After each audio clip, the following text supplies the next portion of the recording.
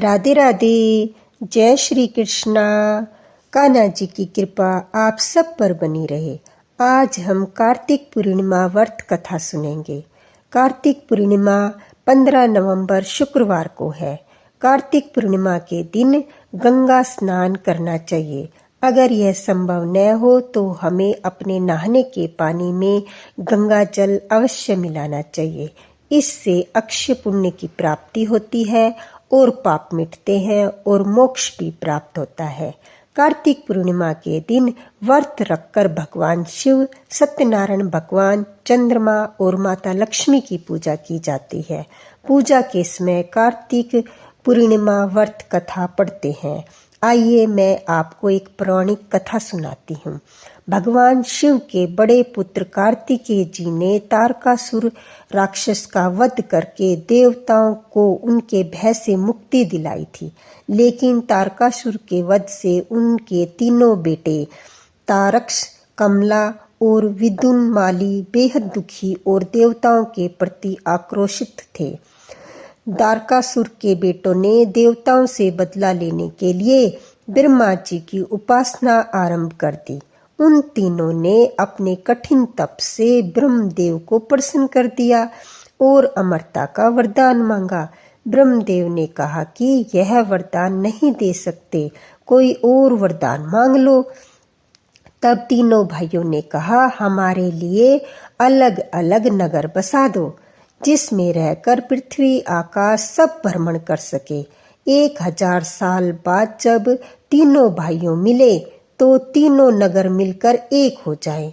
जो देव एक ही बाण से इन तीनों नगरों को नष्ट कर दे, उनके हाथों ही हमें मृत्यु प्राप्त हो।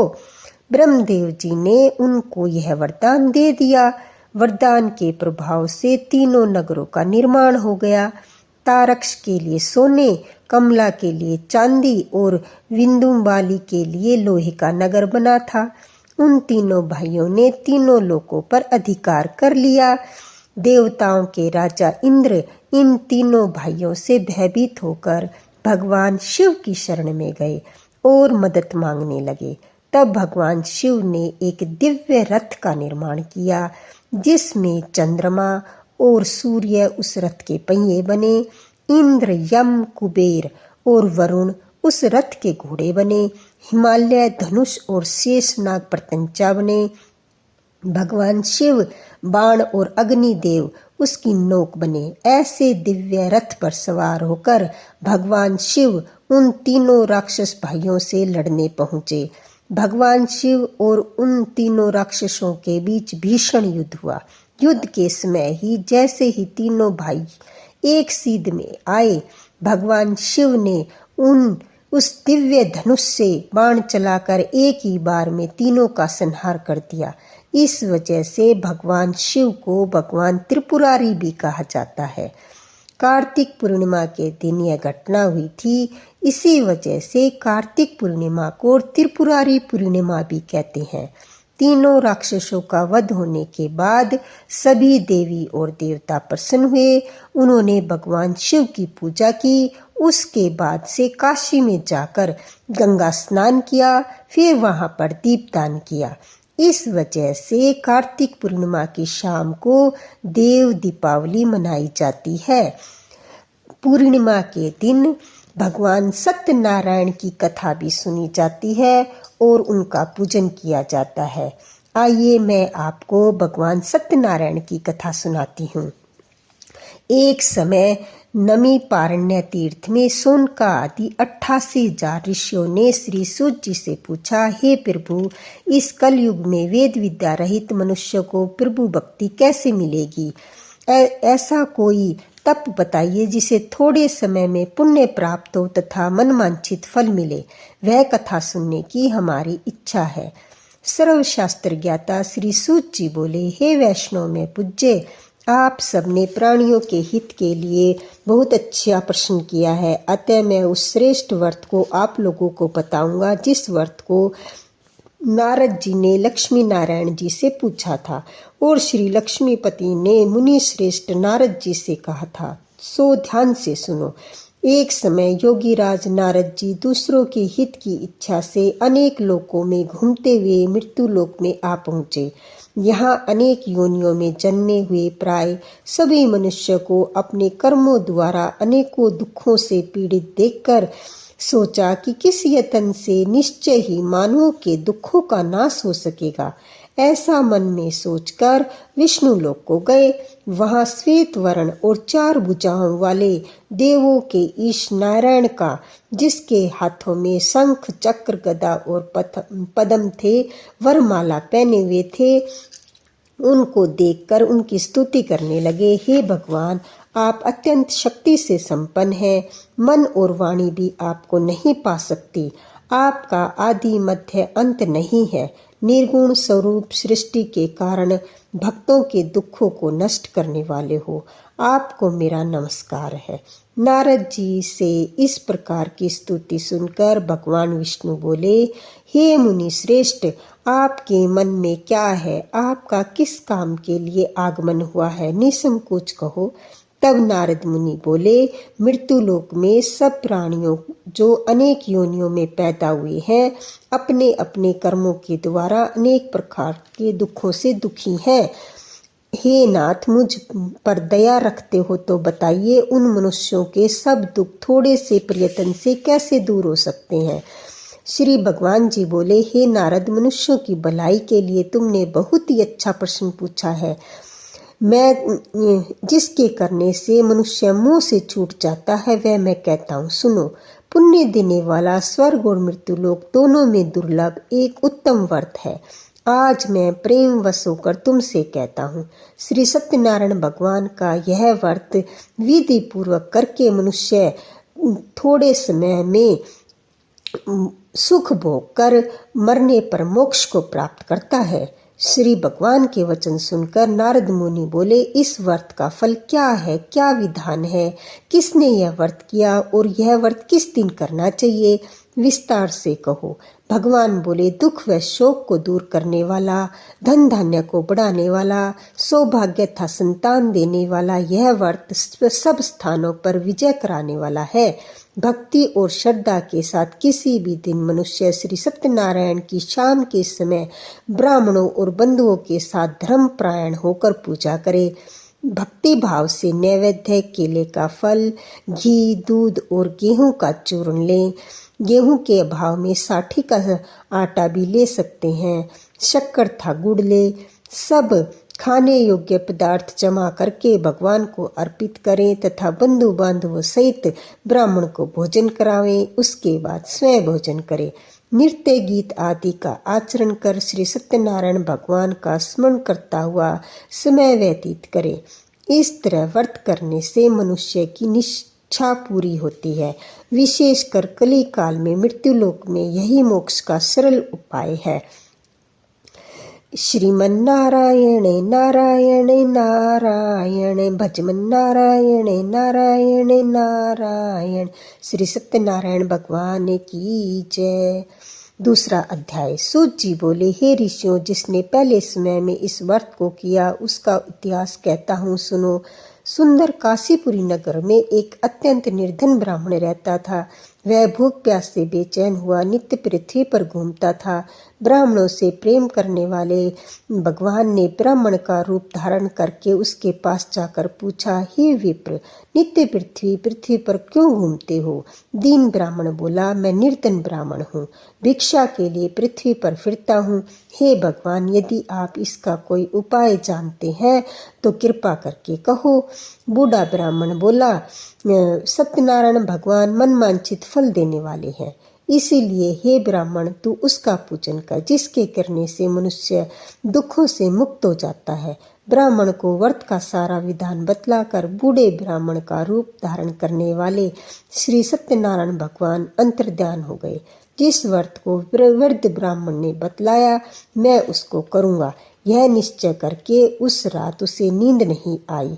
वह सवेरे उठकर सत्यनारायण भगवान के व्रत का निश्चय कर भिक्षा के लिए चला। उस दिन उसको भिक्षा में बहुत सा धन मिला, जिससे बंधु बांधवों के साथ उसने श्री सत्यनारायण भगवान का व्रत किया। इसके करने से वह सब दुखों से छूटकर अंत में मोक्ष को प्राप्त हुआ। इस तरह सत्यनारायण भगवान का व्रत जो करेगा वह सब पापों से छूटकर मोक्ष को प्राप्त होगा। आगे जो पृथ्वी पर श्री सत्यनारायण भगवान का व्रत करेगा वह सब दुखों से छूट जाएगा।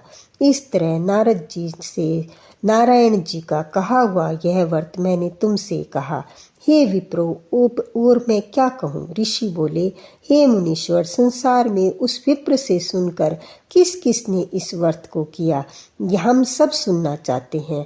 इसके लिए हमारे मन में श्रद्धा है। सूत जी बोले, हे ऋषियों, जिस जिसने इस व्रत को किया वह सब सुनो।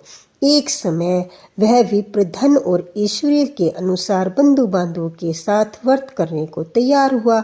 उसी समय एक लकड़ी बेचने वाला बूढ़ा आदमी आया और बाहर लकड़ियों को रखकर उसके मकान में गया।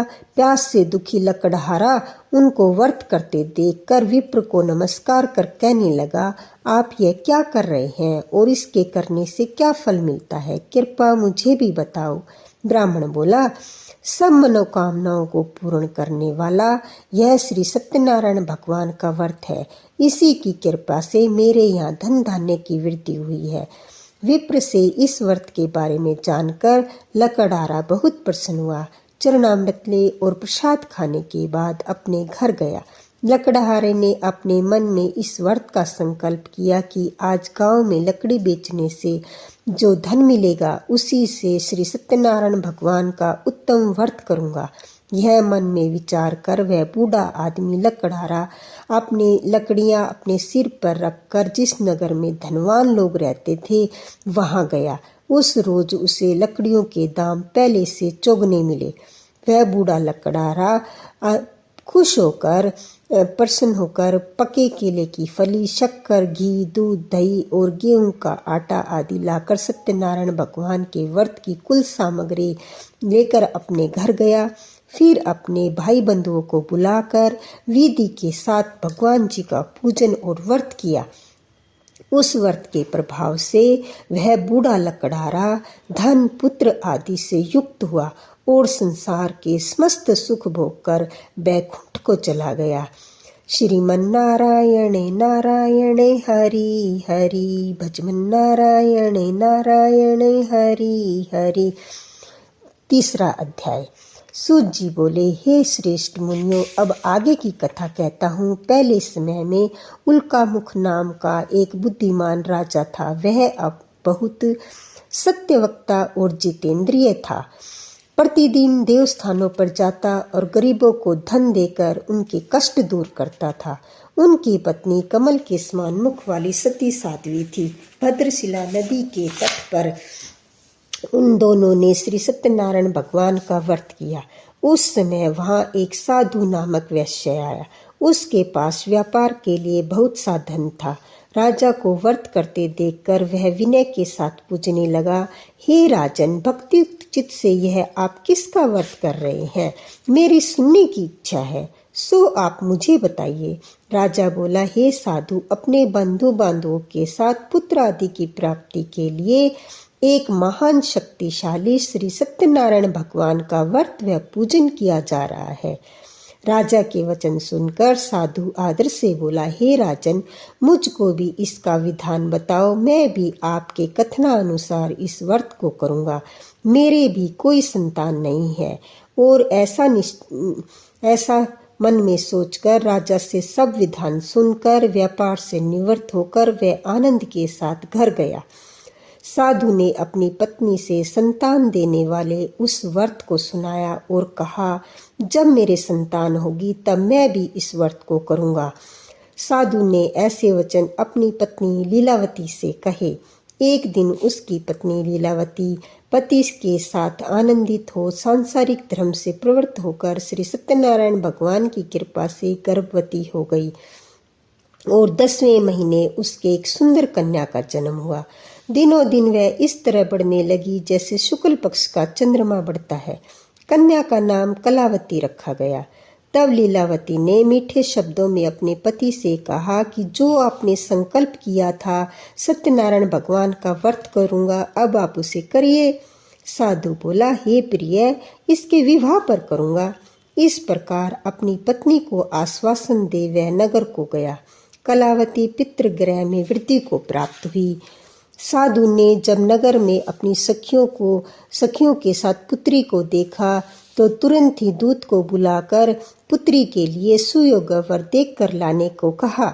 साधु की आज्ञा पाकर दूत कंचन नगर पहुंचा और वहां देखभाल कर लड़की के लिए सुंदर वाणिक पुत्र ले आया।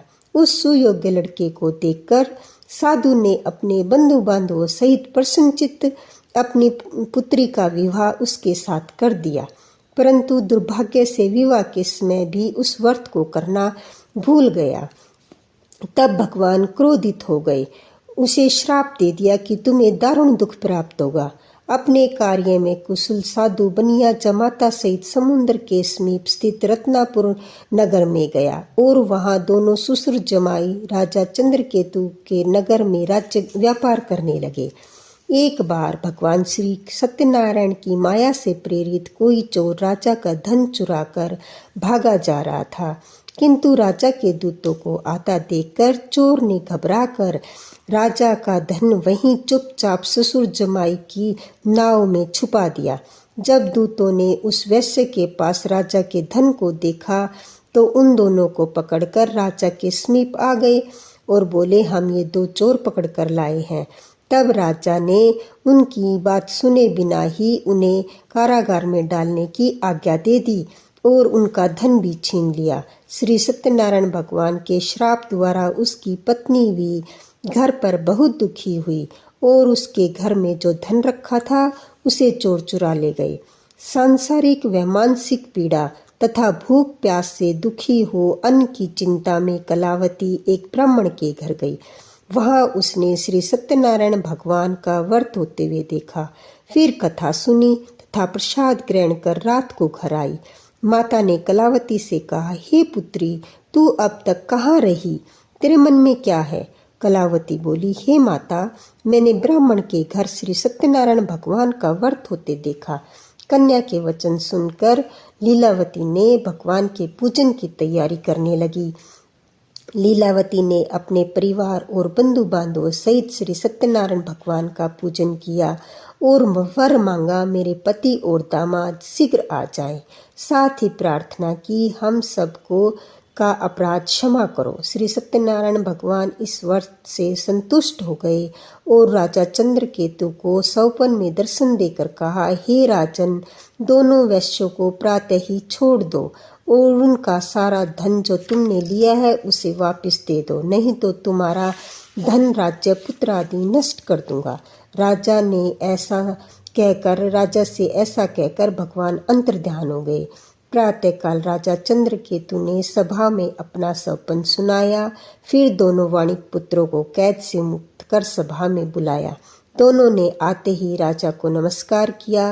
राजा मीठे वचनों से बोला, हे महानुभाव, भाग्यवश ऐसा कठिन दुख तुम्हें प्राप्त हुआ, अब तुम्हें कोई भय नहीं है। ऐसा कहकर राजा ने उनको नए नए वस्त्राभूषण पहनाए तथा उनका जितना भी धन लिया था उससे दुगना धन देकर आदर के साथ विदा किया। दोनों वैसे अपने घर को चल दिए। श्रीमन्नारायण नारायण हरि हरि, बचमन्नारायण नारायण नारायण। चौथा अध्याय। सूत जी बोले, वैश्य ने मंगलाचार करके यात्रा आरंभ की और अपने नगर को चल दिए। थोड़ी दूर निकलने पर दंडी वेशधारी श्री सत्यनारायण जी से उन्होंने पूछा, हे साधु, तेरी नाव में क्या है?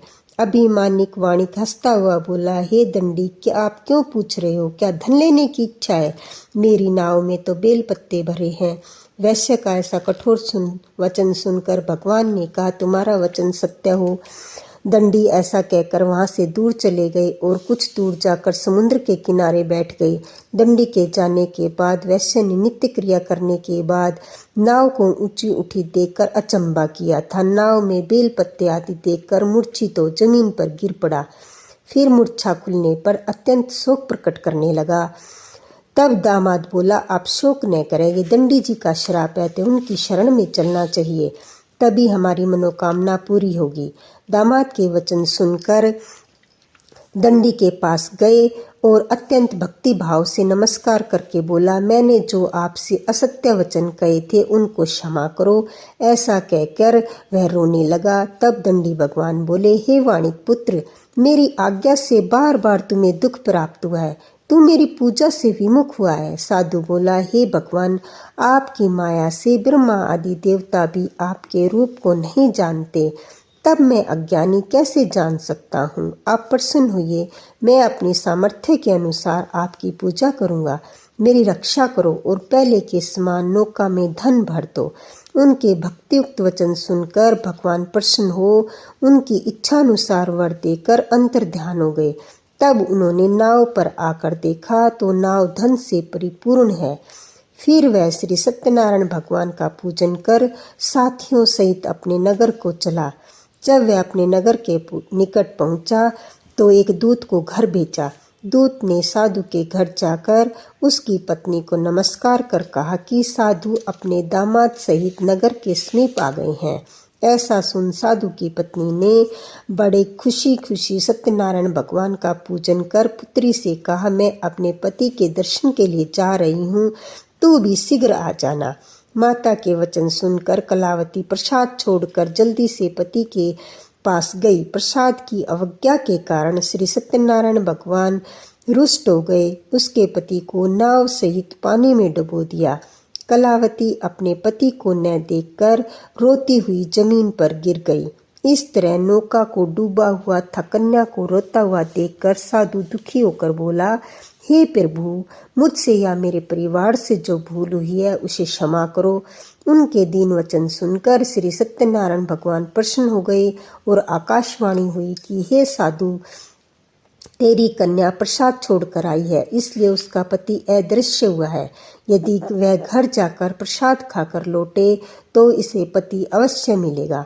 आकाशवाणी सुनकर कलावती ने घर पहुंचकर प्रसाद खाया, फिर पति के दर्शन किए। तत्पश्चात साधु ने बंधु बांधवों सहित श्री सत्यनारायण भगवान का विधि पूर्वक पूजन किया। इस लोक में सुख भोग कर अंत में स्वर्ग लोक को गया। श्रीमन्नारायण नारायण हरि हरि। 5वां अध्याय। सूत जी बोले, हे ऋषियों, मैं एक और भी कथा कहता हूँ, सुनो। प्रजापाल में लीन तुगध्वज नाम का एक राजा था। उसने भी भगवान का प्रसाद त्याग कर बहुत दुख पाया। एक समय वन में जाकर वन्य पशुओं को मारकर बड़ के पेड़ के नीचे आया। वहां उसने ग्वालों को भक्ति भाव से पूजन श्री सत्यनारायण का पूजन करते देखा। राजा देखकर भी अभिमानवश वहां न गया और न नमस्कार किया। जब ग्वालों ने श्री भगवान का प्रसाद उसके सामने रखा तो वह प्रसाद त्याग कर अपनी नगरी को चला गया। वहां पहुंचकर उसने अपना सब कुछ नष्ट पाया। तब वह जान गया कि यह सब भगवान ने किया है। तब वह विश्वास कर ग्वालों के पास गया और विधि पूर्वक प्रसाद खाया तो सत्यनारायण भगवान की कृपा से सब कुछ पहले जैसा हो गया। फिर दीर्घ काल तक सुख भोग कर मृत्यु पर स्वर्ग लोक गया। जो मनुष्य इस परम दुर्लभ व्रत को करेगा, भगवान की कृपा से उसे धन धान्य की प्राप्ति होगी और निर्धन धनी बंधन से मुक्त होकर निर्भय हो जाता है।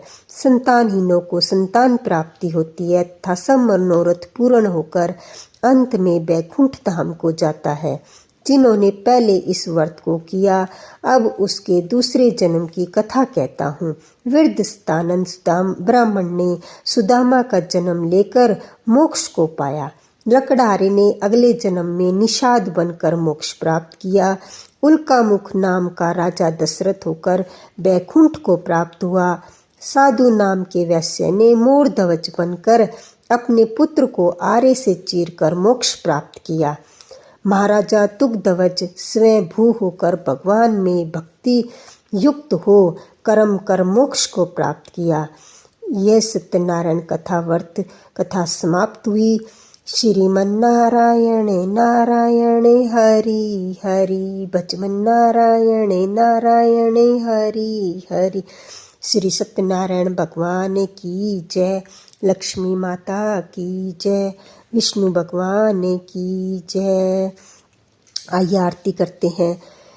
ओम जय लक्ष्मी रमणा स्वामी जय लक्ष्मी रमणा सत्यनारायण स्वामी जन पातक हरणा ओम जय लक्ष्मी रमणा रतन जड़ित सिंहासन अद्भुत छवि राजे नारद करत निरंजन घंटा ध्वनि बाजे ओम जय लक्ष्मी रमणा प्रकट भये कलि कारण द्विज को दर्श दियो बूढ़ो ब्राह्मण बन कर कंचन महल कियो ओम जय लक्ष्मी रमणा दुर्लभ भील कठारो जिन पर कृपा करी चंद्रचूड़ एक राजा तिनकी विपति हरि ओम जय लक्ष्मी रमणा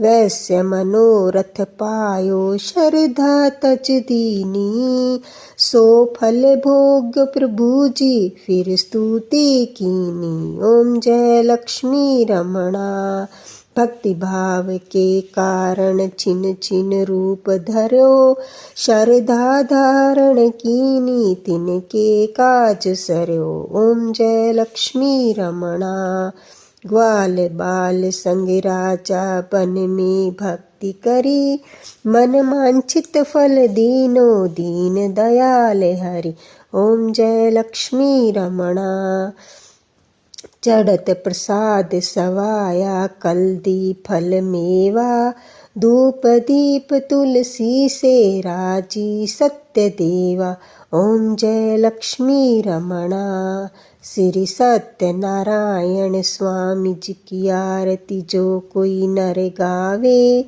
कहत शिवानंद स्वामी मन वांछित फल पावे ओम जय लक्ष्मी रमणा स्वामी जय लक्ष्मी रमणा।